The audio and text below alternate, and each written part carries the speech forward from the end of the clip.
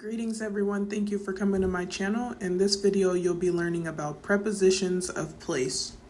And before I get started, I just wanted to genuinely thank you guys for all of your love and support. Without you guys, this wouldn't be possible. Also, thank you guys for your patience. Usually I post every other day, but it's been like 8 or 9 days since I posted. There was a particular topic in this video that I had to do additional research about, and plus if I don't post when I'm supposed to post, I feel like I procrastinate, and then before you know it, days go by. So thank you guys for being patient. Okay, so prepositions of place tell us where something or someone is. Common prepositions of place: on, in, and at. And these are also prepositions of time, but of course they have different uses. And I also have another video on prepositions of time, so feel free to check that out. Other prepositions I'll be talking about in this video: under, above, between, beside, behind, near, and inside. On is used when talking about things that are on a surface. Our first example says, I live on Pickle Street. So this street, Pickle Street to be exact, is on a surface. Our second example says, my room is on the 5th floor. The 5th floor is on a surface. Our third example says, I used to live on 19th Street, and 19th Street is on a surface. More examples using on. The keys are on the table, so the keys are on a surface. Don't walk on the carpet with your shoes on. The carpet is a surface. I put my earrings on before going to church. The earrings were put on a surface, which is us. We would be considered the surface. At is used when talking about specific places and addresses. Our first example says, I'm at the store. The store is a specific place. Our second example says, I'll be at work this afternoon. Work is a specific place. Our third example says, she lives at 122 West Hanford Street. This is a specific address.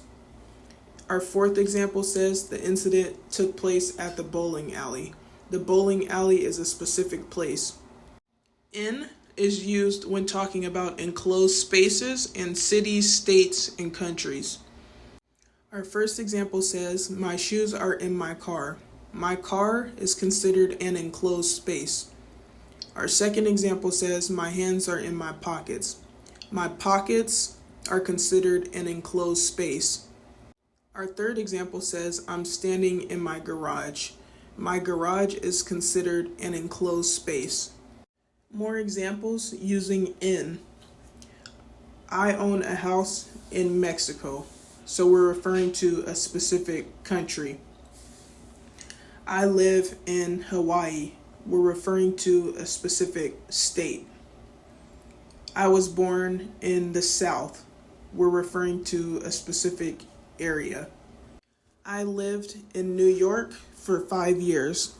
We're talking about a specific state. Exception: if you're talking about someone's general location, you would use at.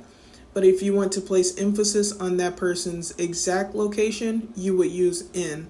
So for example, general location, he is at the store.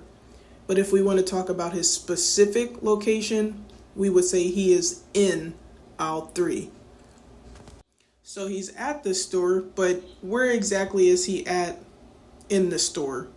He is in aisle 3. That's his specific location. Under means beneath. Examples: he is standing under the bridge.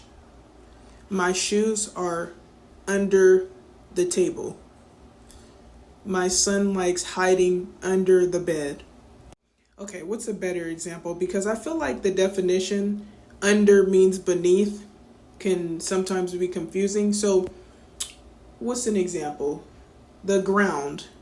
The floor, that's something that's under us.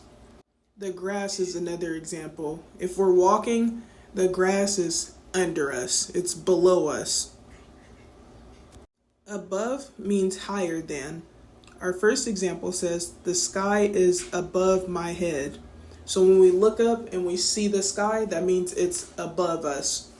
Our second example says, the birds are flying above us. When we look up and we see the birds, that means they're flying above us. And our third example says, my eyebrows are above my eyes. We can't see our eyebrows unless we look in the mirror, but they are above our eyes. Between means in the middle of something.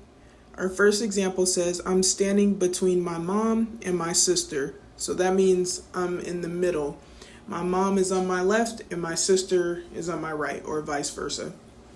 Example 2 says, my car is parked between two trucks. So that means my car is in the middle of two trucks. There's a truck on my left side and a truck on my right. Well, a truck on the left of my car and a truck on the right of my car.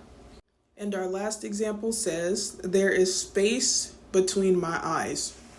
Beside means next to. Our first example says, I'm standing beside my friend. So my friend is right next to me. Our second example says, my truck is parked beside the yellow motorcycle. So my truck is right next to the yellow motorcycle. And our third example says, in the picture, my grandma is standing beside her daughter. So my grandma is standing right next to her daughter. Behind means at the back of. Our first example says, don't stand behind me because it makes me nervous. Our second example says, the lady was standing behind me in line. And our third example says, if I'm in 5th place, that means the person behind me is in 6th place. Near means close to. Our first example says, I'm standing near the store, so that means I'm close to the store. Our second example says, you live near an elementary school, so that means I live close to an elementary school. And our third example says, I grew up in a house that's near an amusement park. So that means I grew up in a house that's close to an amusement park. Inside means within. In other words, if something is inside something, that means it's in an enclosed space. So our first example says, they are standing inside the building. Our second example says, my phone is inside my purse. And our third example says, stay inside the house because it's cold outside. Also, in and inside are interchangeable at times. Not in every case, but in a lot of cases. Like you could say my phone is in my purse, or you could say my phone is inside my purse. They are standing in the building, or you could say they are standing inside the building. Thank you guys for coming. I hope you found this video informative. If you did find this video informative, please feel free to like, comment, or subscribe, or all of the above, and I'll see you next time.